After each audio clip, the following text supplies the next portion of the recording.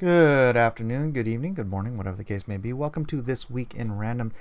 Today we got a couple stories floating around about Star Wars. This one from an hour ago in Variety. John Favreau compares The Mandalorian scale to the original Star Wars trilogy. I'm going to just jump right in and comment as I go. As you guys know, I'm a fan. I like Jon Favreau stuff. I like Star Wars. I love Star Wars. But I think it'll be a good combination, but let's just see what he has to say. Jon Favreau. I keep saying Jean. Jon Favreau gave some more insight into the scale of his forthcoming Disney Plus Star Wars series, The Mandalorian, at Variety's Entertainment Technology Summit. The prolific multi-hyphenated likened the series... The prolific multi-hyphenate. What is a multi-hyphenate? Like in the series, which takes place after the events of Return of the Jedi, to the original George Lucas trilogy in terms of scale and tone. For Star Wars, the question was, how do we make it feel like Star Wars? Boy, that's kind of the linchpin there. That's why I didn't like the prequels. They didn't feel like Star Wars. And I know it's supposed to be a different time from a more elegant era and blah, blah, blah. It just didn't feel like Star Wars to me. But let's see what he says here. How can I tell a story set in this particular time? What's this gritty world, Favreau began.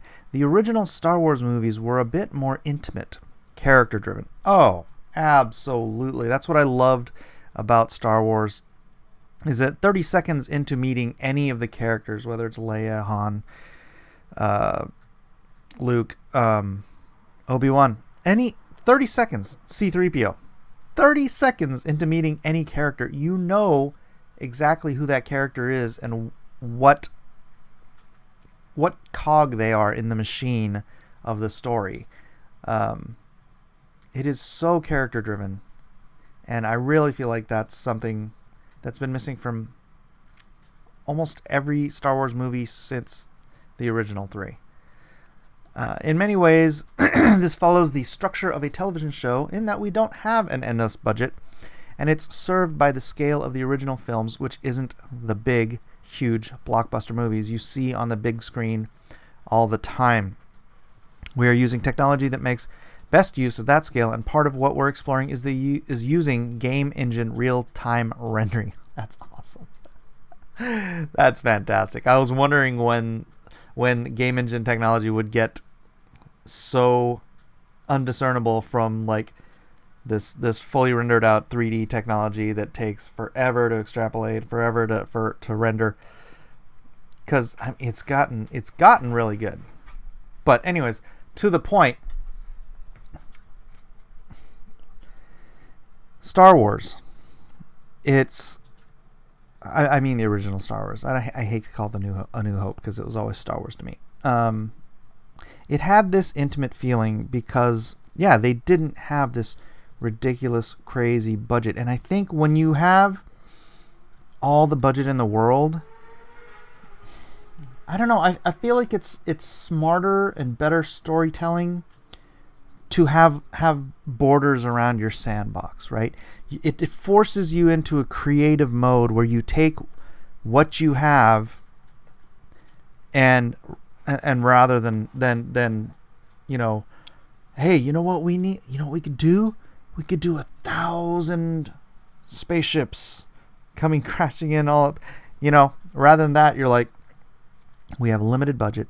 We have to somehow make this story important enough that we don't feed the story is taking place in this incredible diverse universe of different planets. Every planet has its own biome. You've got a forest planet, you've got a desert planet, you've got a cloud planet. Why do we have like every we have every climate on this planet? How come all the planets in the Star Wars galaxy only have one particular thing? How can you exist? Anyways, that's tangential. But it's story over.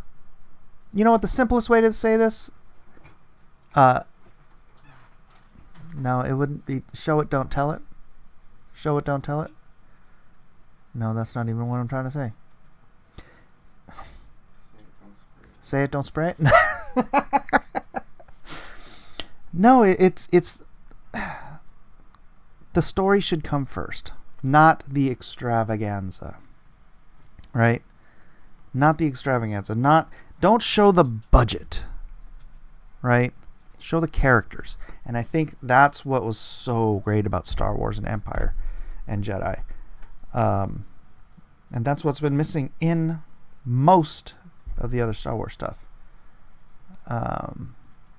Moving on. Favreau is having a busy 2019 to say the least. He directed one of blah blah. I don't care what he's doing.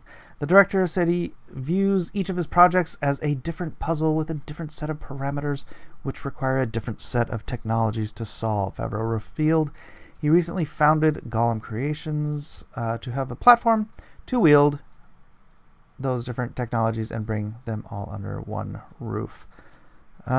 Skipping down.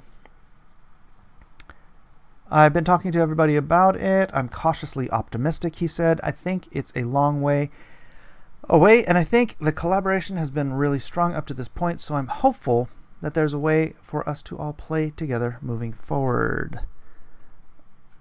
Favreau acknowledged the potential dangers of technology and the fact that technological disruptions have a negative effect on the industry, and he concluded that the challenge of our time is to find a way for to use those advances for the better. Also, there's this thing about computer rendered stuff. It's that it ages so very quickly, right? Practical effects, while you understand that they're practical effects and you can, they're not perfect, they don't age the way CGI ages. When we first watched Jurassic Park, right? You're like, wow, that looks so real. When you first watched Toy Story, you're like, wow, that looks so real. Like they look like real toys. You go back and watch them now after we've been watching the progression of the technology over the years, and it just looks terrible. The CGI in the prequels, which those movies are how many years? 2 decades younger than the original trilogy. The original trilogy holds up better, except for the parts where they added CGI. In the late 90s, 97 and 99. So yeah, I'm just saying it's like there's I hope, oh my gosh, I just hope that he uses as much practical technology as possible, practical, movie effects and whatnot, because The Mandalorian does look cool. It does indeed. Speaking of The Mandalorian, let's go over to our other story, which is also about The Mandalorian. The Mandalorian will explore the origins of the First Order. Now, I know there are people who think this is a bad idea. But there's just a practical reality to that. If The Mandalorian takes place after the fall of the Emperor, which, according to the leaks, doesn't mean it's the fall of the Empire, because the Emperor is still alive. He's just kind of been scuttled up in his little hidey hole, rebuilding the Empire. So, one way or another, you are going to have to be dealing with the rise of the First Order, I think. Or at the very least, what you're going to have to be dealing with is the residue of the Empire, right? It's not like you can just snap your fingers and all of the stormtroopers turn to dust or turn in. Oh my gosh. I have to turn my sound off on this thing. Should have done that first. But let's get into this. The Mandalorian will explore the origins of the First Order, particularly how the state of the galaxy allowed them to rise to power. In just a couple of months, Star Wars will finally make the leap to live-action TV with The Mandalorian, a Disney Plus original series set between the events of Return of the Jedi and The Force Awakens. It introduces a bevy of new characters to the franchise, taking viewers through the galactic underworld and examining the complicated profession of bounty hunting. A bevy of new characters. I wonder if any known characters will be in this story. Will this guy be like a friend of Boba Fett? Because it's not Boba Fett. We know that. And from my understanding, that IG-88 is not IG-88. So I don't know what their legal issue is with using all these things. I mean, I know the rumors, but we need to have some sort of familiarity. You need to tie all this stuff together, and try your best to make sense of it. What I don't want them to do here is explore the origins in the sense that the Mandalorian, which from what I can tell is sort of a bounty hunter space western, which sounds awesome to me.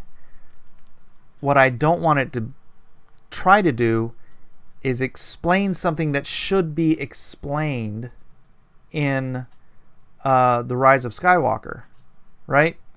We should have an explanation from the Emperor himself what the First Order is. Was the First Order a feint, right? Was the First Order by design? Were there contingency plans set into place to organize all these space Nazis back into a collective hiding on the outer rims or something? This can be explained in 30 seconds in The Rise of Skywalker, and it should be. And if it's not, I don't want it explained in The Mandalorian. I don't mind it being just a reality they're dealing with. Like, here's a reality. Stormtroopers have been hunted down. They've created collectives. They've gathered themselves together. They're in communication. They're finding some, they're waiting for high orders from higher people. It's like the Nazis who held out. It's like the Japanese who wouldn't quit fighting. That guy in the Philippines who he continued to fight World War II for 50 years. Yeah, so you can understand that there would be a remnant, and you can understand that the people of the remnant who still are faithful to the Empire and reclaiming and rebuilding through the First Order. But I certainly don't want that to be the crux of The Mandalorian. And I don't think it will be. I don't think Jon Favreau is that much of an idiot. I don't think he's an idiot at all. And I think that he's actually a fan of Star Wars. And I know Star Wars has delivered a whole lot of less than perfect stuff. Oh my gosh, I've been watching Mahler videos, and he is just decimating every aspect of the Star Wars movies. But I have to say, we got what was it? Oh, I can't remember the name of it. What's the one? Rogue One. We got Rogue One. Rogue One was great. It felt like Star Wars. It wasn't a perfect film or anything, but it felt like Star Wars, and it fit in like a cog right behind. You could watch Rogue One and Star Wars as a single movie, like a great 4-hour movie, 3.5-hour movie, whatever. So we got that. We got Rogue One. So it's not outside of the realm of possibility that The Mandalorian will be, Rogue One level, just great Star Wars entertainment. Let's get back to some roots, get back to some basics, get back to some practical storytelling. Jon Favreau, you're my only hope. As many Star Wars fans know, The Force Awakens take place 30 years after Return of the Jedi, meaning there's a lot of territory for Lucasfilm to explore. While it sounds like The Mandalorian won't be directly connecting to the Skywalker saga, it would be impossible for it touch? Oh. It would be impossible for it not to touch. Come on, you guys. Editing. On certain aspects. For example, remnants of the fallen empire are very present in the show, and it looks like The Mandalorian may address how the First Order came to be. Speaking with EW, Entertainment Weekly, Mandalorian executive Jon Favreau, I keep saying John, and director Dave Filoni discussed how the series fits into the larger fabric of the franchise. They talked about how since the First Order is in full power by the time The Force Awakens picks up, things obviously didn't go so well after Endor. Favreau. Also, what could happen in the 30 years between celebrating the defeat of the Empire and then the First Order? You come in on episode 4, the First Order. 7. Sorry. How did I read that as 4? 7. The First Order are not just starting out, they are pretty far along, pretty well equipped. So somehow things weren't necessarily managed as well as they could have been if the galaxy ended up in hot water again like that. Practical reality here. The Rebel Alliance was a fairly small group of fighters. They had a very, very small assortment of ships. I mean, I know in the new ones, The Last Jedi, it made it look like they only had like a dozen ships or whatever. It's crazy. But you have to think about how small it was. Go back and watch Jedi. Go back and watch the original trilogy. There really weren't that many. The Galactic Empire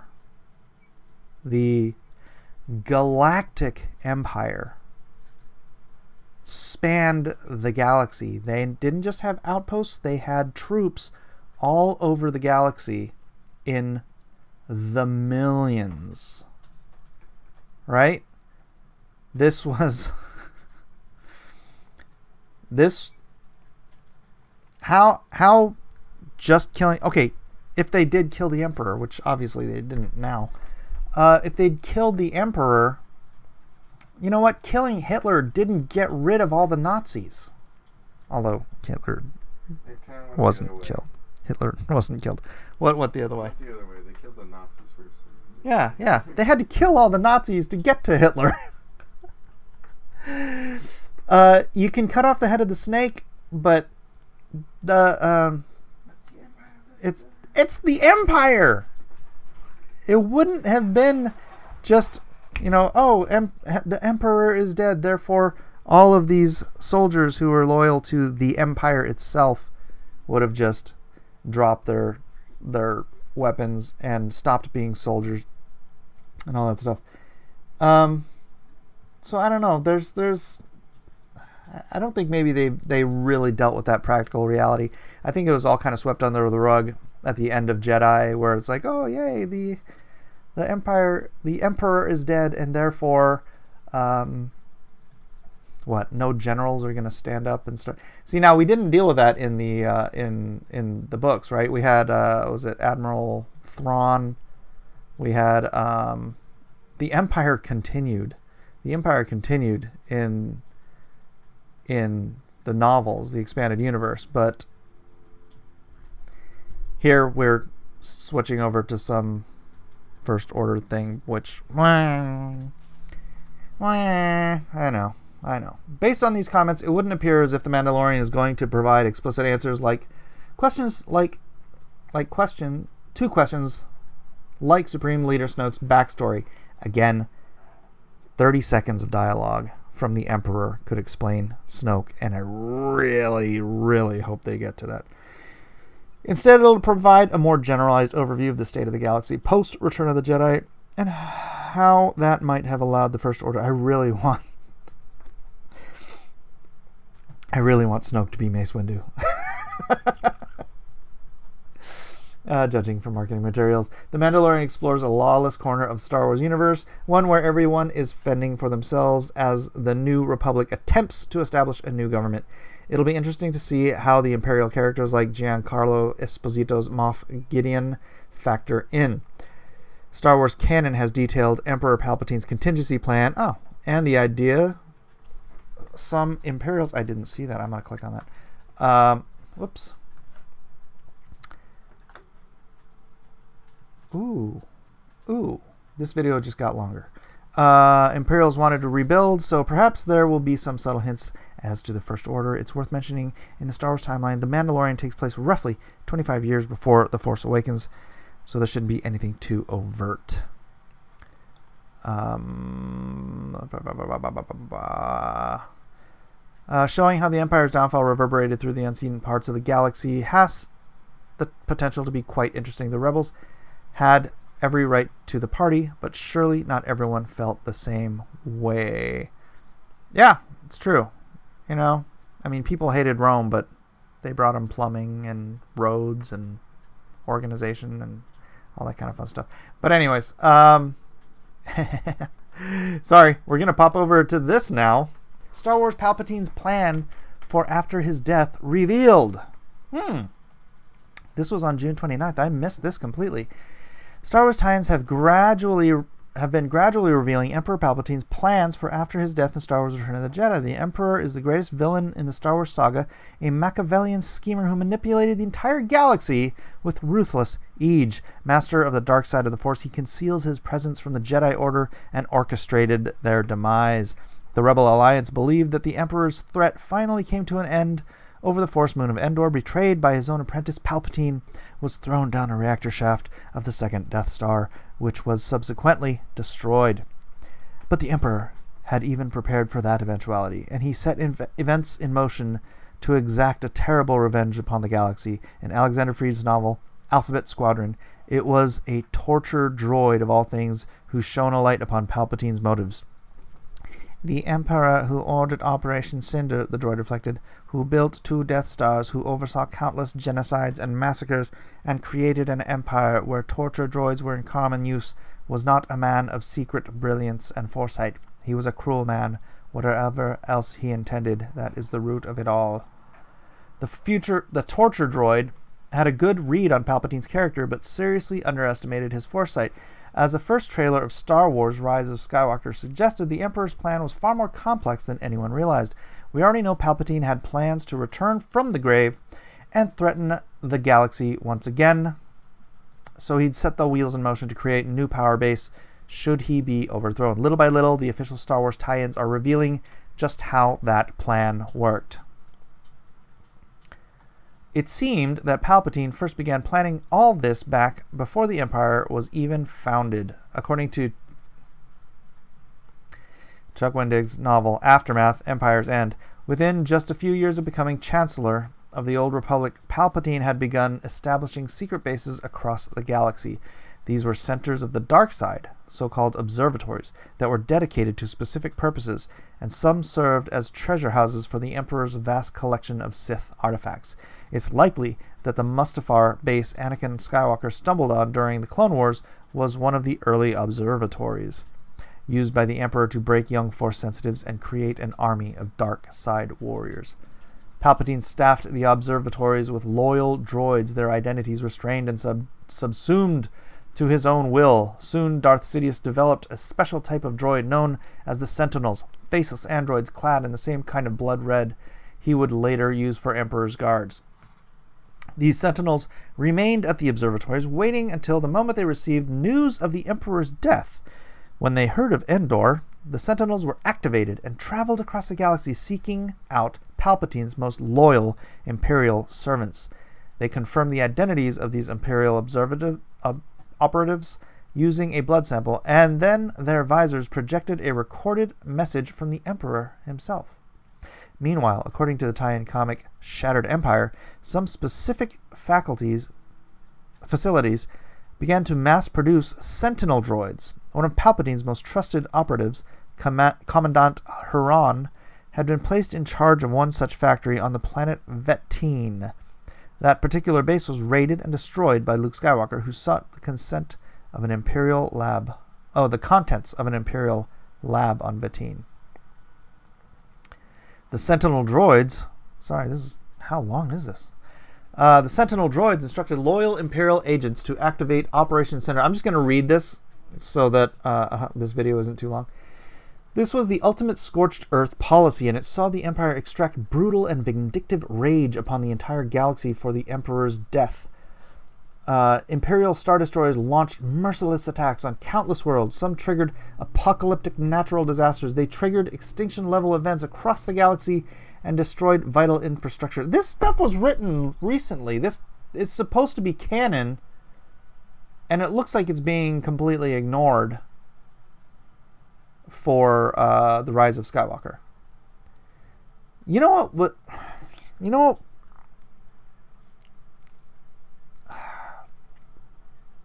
Sorry, I should just read it. We're getting into this just multiverse thing because they just ignore.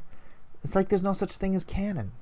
Just whoever's writing the latest episode, the latest movie, the latest TV show, it seems like they just want to do whatever comes to their own mind without. Operation Cinder was designed to escalate the galactic conflict to genocidal levels not even seen during the height of the Clone Wars, and it turned the Empire into a greater threat than ever before. The most interesting aspect of Operation Cinder, though, is that Palpatine had clearly rigged it to kick into action however he died. If he had been supplanted by Darth Vader, for example, then his successor would have found the Empire torn into two factions. Palpatine's strategy was like an arrogant chess player upending the entire board rather than lose the game. Alexander Freed's recent novel Alphabet Squadron has suggested there was another purpose to Operation Cinder. Imperial defector Eureka Quell deduced that it served as something of a sorting mechanism. Only the most loyal and ruthless Imperials could justify remaining in an empire that enacted Operation Cinder. Palpatine was essentially removing any Imperial operatives who had any shred of morality and the faintest trace of conscience. He was creating the most dangerous power base for his return. The Emperor designed Operation Cinder to culminate in a battle over the planet Jakku, home of one of his most important observatories. As per the Emperor's instructions, the Imperial Loyalist Army gathered over the skies of Jakku. When the New Republic discovered the Empire's location, they prepared the entire fleet to head to Jakku and wipe out the Empire once and for all. Though they didn't know it, that was just what the Emperor had foreseen. He had rigged the entire planet of Jakku to explode. The Emperor's plan was for the Imperial Loyalists to put up a fight before fleeing into the unknown regions. Based on coordinates they had received from the Jakku Observatory, the opposing fleet would then be destroyed when Jakku exploded, and the Empire would regroup around a secret stash of war material Palpatine had secreted away. Meanwhile, as the battle raged over Jakku, one of Palpatine's closest advisors had been given a mission of his own. Yupe Tashu was a historian who had specialized in the study of the Sith, a fanatic who appears to be one of the few who believed the Emperor could return from the dead. In one key scene in Aftermath, Empire's End, Tashu conducted a mysterious ceremony involving a Sith mask and holocron. The purpose of this ceremony is unclear, but it's reasonable to assume that it is somehow linked to Palpatine's resurrection. Yeah, that's one thing I'd really like to see in an actual Star Wars movie is a holocron, a Sith holocron. Because they feature prominently in the books. Anyways, Jakku, however, was where the Emperor's plan fell apart. The Battle of Jakku appears to have drawn out a little longer than Palpatine had intended, meaning more Imperials were killed during the conflict. Furthermore, the New Republic discovered the trap and prevented Jakku's destruction. Making matters worse, Tashu has been betrayed while conducting the ceremony and fell to his death. The Imperial remnant that fled to the unknown regions was smaller than the Emperor had planned, and Palpatine was unable to take charge of the Empire immediately after Jakku. After Jakku, the history of the First Order becomes something of a mystery. That's largely because until recently, Lucasfilm was said to be restricting stories after the time period between the Battle of Jakku and before Star Wars The Force Awakens. Okay, so this is canon. Except the Emperor didn't die. Or, yeah, I don't know. It seems as though Palpatine's plans had worked up to a point, but after Jakku, they were in ruins. Unfortunately for the galaxy, it appears that the First Order met another powerful dark side being in the unknown regions, Supreme Leader Snoke, who filled the power vacuum left by the Emperor's absence. The trailer for Star Wars Rise of Skywalker revealed that the Emperor has indeed returned from the dead, though so presumably he had a backup plan in place for if Jakku failed. It's entirely possible that Jakku Observatory wasn't the only one designed for that mysterious ceremony, and that Tashu wasn't the only Palpatine loyalist trained to go on an observatory and perform the ritual. Somehow, Palpatine returned from the dead and has no doubt begun plotting once again. Yep. Well, that's all very interesting. I guess I can't tell if... I mean, I guess it's canon. But it seems like they're playing pretty loose and fast with it. So, at any rate, that's what's up with Star Wars today. I know there's some other news probably coming out that I'm not covering, but this video is long enough. I thank you all for being here. Thank you for joining me on This Weekend Random. Please do like, subscribe, and share, and let other people know. We do all kinds of fun stuff on this channel, and they might enjoy themselves too. Anyways, as always, thank you for being here, and I'll see you on the next video.